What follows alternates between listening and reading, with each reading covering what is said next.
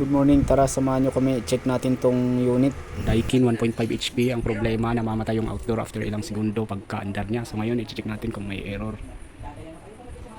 Ayan, so fast forward lang natin yung video sa pag-check natin ng error dito sa unit na to para hindi naman masayang yung ating oras sa panonood ng mga walang kwentang videos. Ayan. So yun, check lang natin. Ayan, hanggang makabalik tayo sa 0. At ayan na nga po. So wala siyang error guys. 0-0.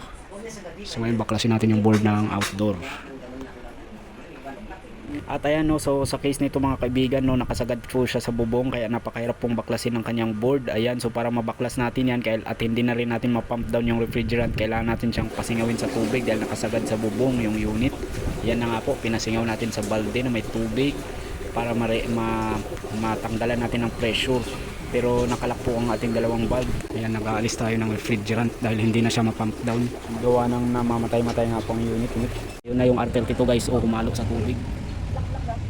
At ayan na nga po, dahil nababa na natin yung unit, tanggalin na natin ang board at atin na siyang hugasan. At habang naghuhugas yung ating kasama, ay ako naman dito ay nagre-repair ng airing board at saka check kung ano pa yung mga possible na ibang sira nito. At ngayon na nga po, nakita na natin at palitan natin ang bagong parts. Ayan, so galing pa po itong China guys sa send by Lazada. At ayan na po, so soldahin na natin to. Mekos lang natin to mga insan no. So bibilisan lang natin tong video para hindi naman po masayang yung inyong oras.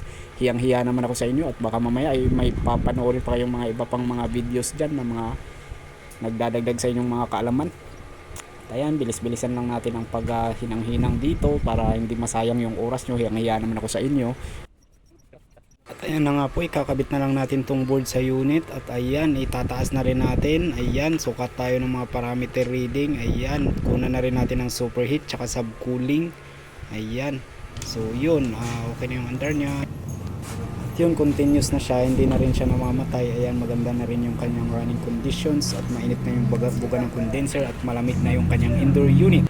At yun lang po, thank you guys so much for watching and abangan ang ating mga susunod na videos.